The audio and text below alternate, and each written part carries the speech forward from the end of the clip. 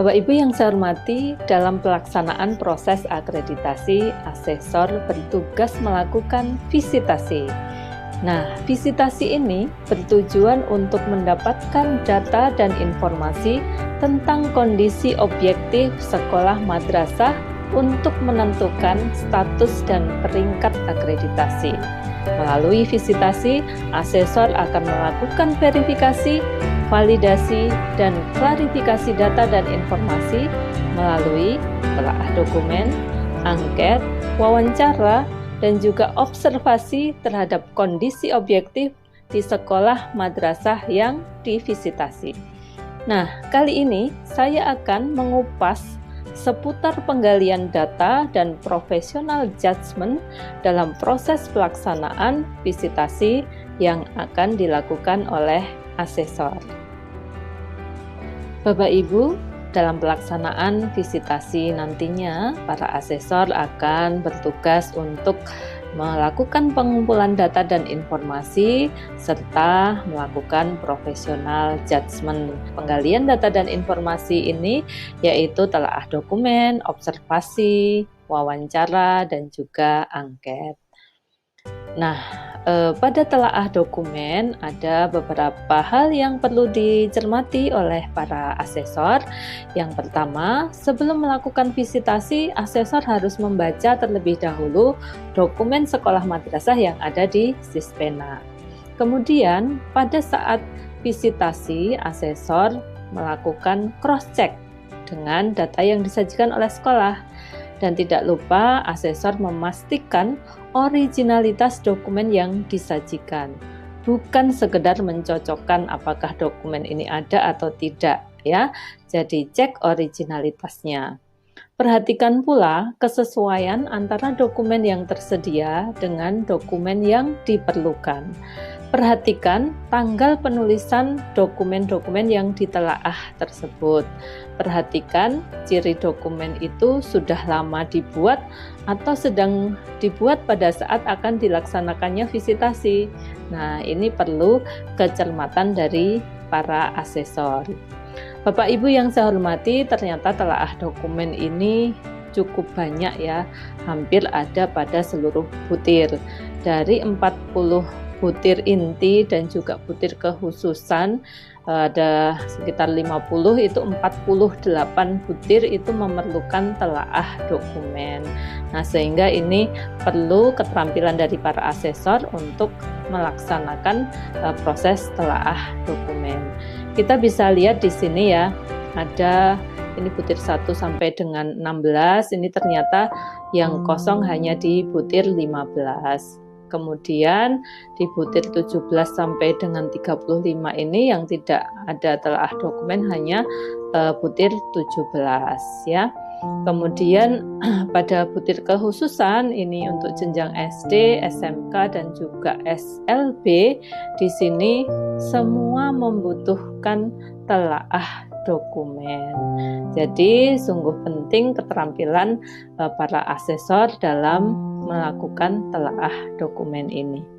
Bapak Ibu yang saya hormati, dalam melakukan penggalian data dan informasi pada saat pelaksanaan visitasi, yang berikutnya ini asesor dapat melakukan observasi. Nah, dalam melaksanakan observasi ini, nanti asesor akan mengumpulkan data atau informasi dari situasi yang sedang diamati, apa yang disaksikan dan apa yang didengar oleh asesor. Nah, ada hal-hal penting yang perlu dilakukan oleh asesor sebelum melaksanakan observasi. Yang pertama, mempelajari mana di antara butir-butir instrumen yang memerlukan observasi, karena tidak semua butir yang ada di instrumen akreditasi satuan pendidikan ini memerlukan observasi. Ya, silahkan perhatikan mana saja butir yang memerlukan observasi. Kemudian yang kedua adalah menentukan apa yang menjadi fokus dalam observasi tersebut. Kemudian tentukan bagaimana Anda akan mencatat keadaan atau kegiatan selama Anda melaksanakan observasi tersebut.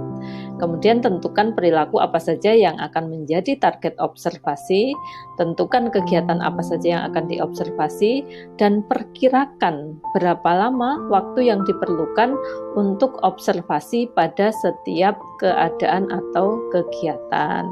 Sehingga asesor bisa memperkirakan ya waktu yang dibutuhkan dalam pelaksanaan observasi.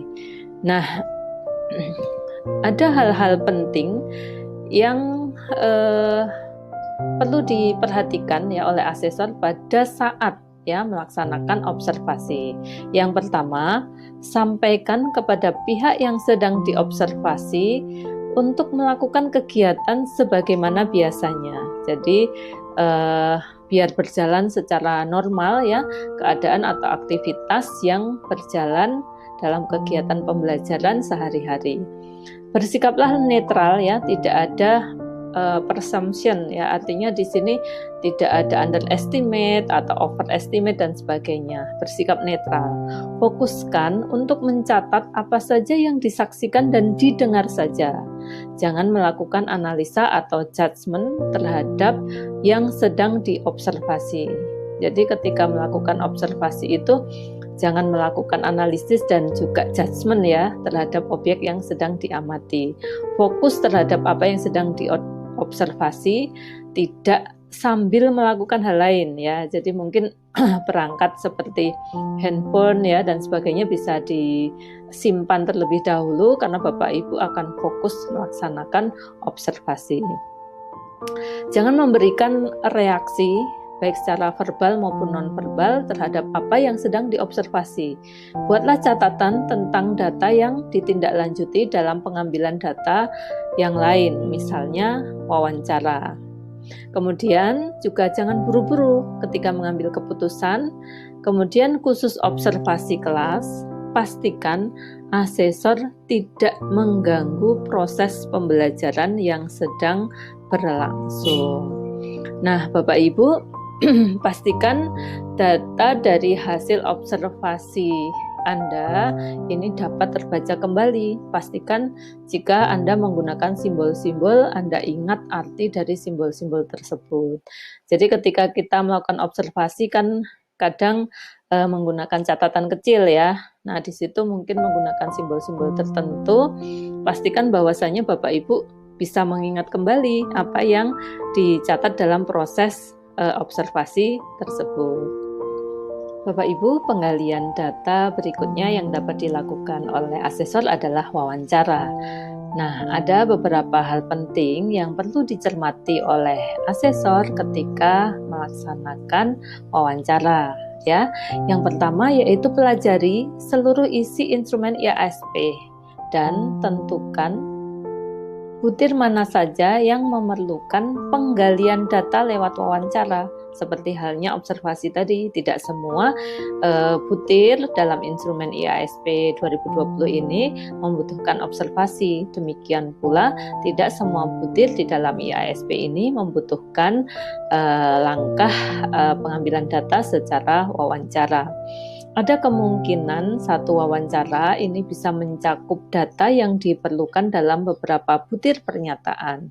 Nah, oleh karena itu perlu dipersiapkan dengan baik oleh para asesor apa saja pertanyaan-pertanyaan yang akan disampaikan kepada sasaran ya, entah itu guru, kepala sekolah, siswa dan sebagainya.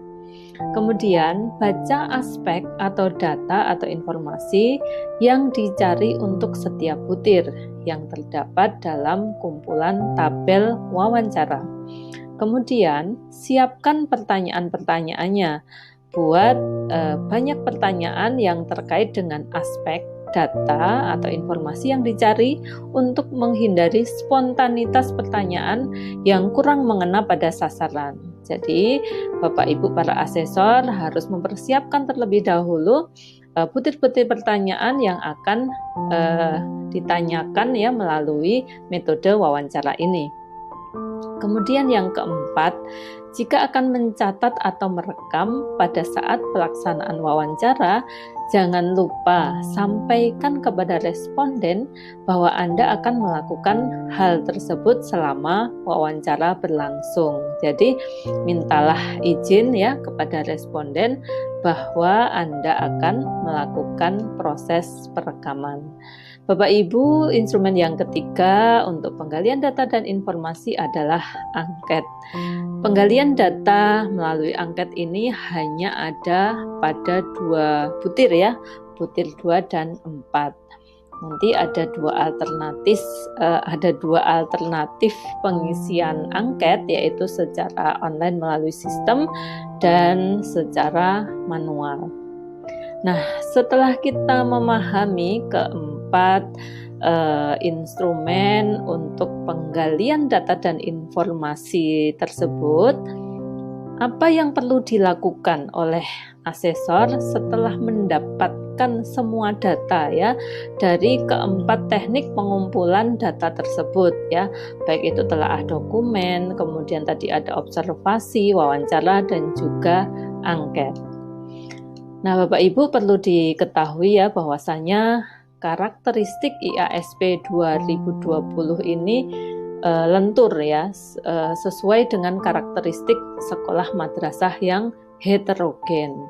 Instrumen ini hanya memuat determinan faktor terhadap mutu sekolah. Butir instrumen dirumuskan secara generik sehingga kompatibel dengan kondisi sekolah yang heterogen. Jadi dengan IASP yang lentur atau fleksibel ini kita bisa menggambarkan ya kondisi yang sesungguhnya dari sasaran visitasi kita. Oleh karena itu diperlukan kemampuan membuat professional judgment ya, atau kemampuan membuat keputusan berdasarkan kaidah penilaian yang benar yang dilakukan oleh asesor secara cermat, objektif, dan akuntabel.